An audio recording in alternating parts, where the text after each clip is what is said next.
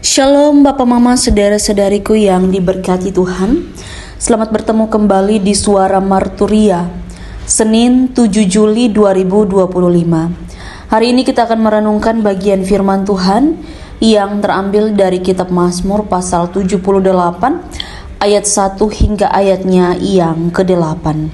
Sebelum kita membaca dan merenungkan bagian firman Tuhan ini, mari kita berdoa.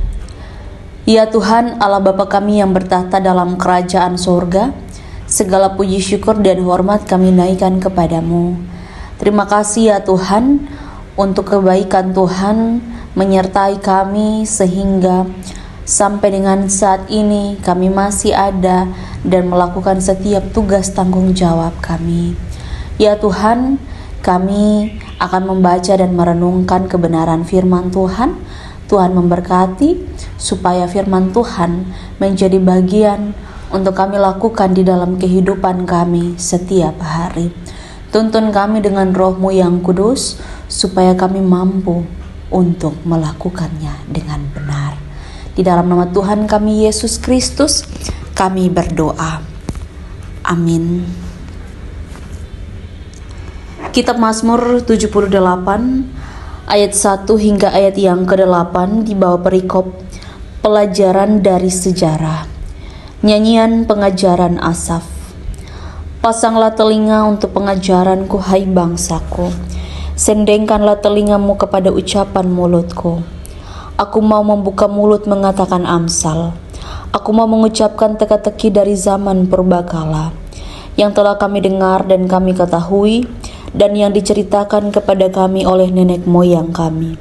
Kami tidak hendak sembunyikan kepada anak-anak mereka, tetapi kami akan ceritakan kepada angkatan yang kemudian.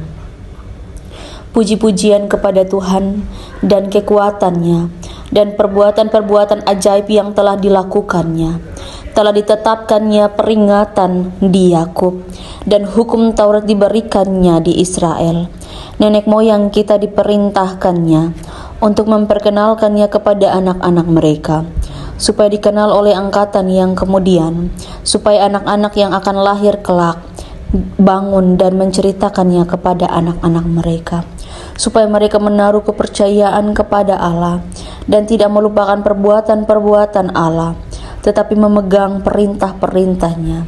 Dan jangan seperti nenek moyang mereka, angkatan pendurhaka dan pemberontak, angkatan yang tidak tetap hatinya dan tidak setia jiwanya kepada Allah.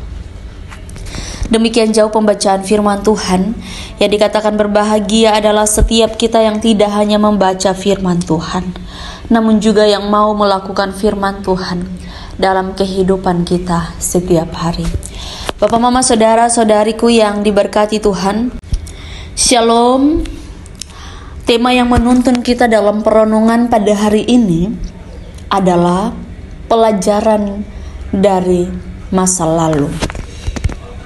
Ketika kita membaca bagian perenungan ini, bagian teks ini, kita akan melihat bagaimana kehidupan yang mengajarkan tentang perjalanan itu sendiri. Kalau kita bicara soal perjalanan, kita bicara soal sejarah. Ada sesuatu yang kemudian kita sudah pernah mengalaminya. Bahkan ketika kita ada di hari ini akan menjadi sejarah untuk hari esok dan hari-hari yang akan datang. Teks ini mengisahkan tentang pengenalan kebesaran Tuhan. Ada seruan untuk bagaimana Tuhan itu dibesarkan, nama Tuhan itu dimuliakan, kisah-kisah kebesaran Tuhan yang dilakukan terhadap umatnya, dan itu menjadi sejarah yang harus diceritakan. Tidak hanya untuk hari ini, tapi juga untuk generasi-generasi yang akan datang. Penulis Mazmur menekankan bagaimana memberikan pengetahuan, mengajarkan pengalaman-pengalaman yang sudah dilalui bersama dengan Tuhan kepada generasi-generasi berikutnya, supaya generasi-generasi itu bertumbuh di dalam Tuhan. Pemazmur, ia tidak pernah melupakan apa yang menjadi bagian kehidupannya, sehingga pengajaran tentang Tuhan, hukum-hukum dan perintah Tuhan itu juga ditekankan untuk bagaimana anak-anak, generasi-generasi muda juga memahami tentang hukum dan perintah Tuhan, supaya mereka bisa melakukan apa yang Tuhan nyatakan dalam kehidupan mereka. Mereka dapat hidup sesuai dengan kehendak Tuhan, dan mereka bisa membedakan mana yang baik, mereka bisa membedakan mana yang tidak baik dalam kehidupan mereka. Karena apa? Karena nenek moyang mereka adalah nenek moyang yang juga penuh dengan dosa. Ada nenek moyang yang tidak setia kepada Tuhan. Dan tentu ini menjadi pelajaran yang berharga, bahwa hidup yang tidak setia dan juga hidup yang setia itu ada hasilnya. Bahwa ketika kita setia dengan Tuhan, hasilnya akan memberikan kehidupan kita menjadi semakin dekat dengan Tuhan, semakin baik, semakin menjadi orang yang bijaksana. Tetapi orang yang tidak setia dengan Tuhan, tentu hidupnya menjadi hancur.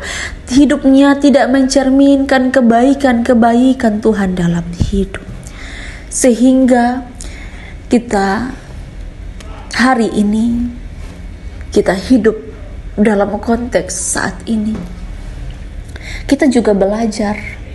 Kita belajar supaya kita tidak menjadi sama seperti nenek moyang yang diceritakan dalam teks ini.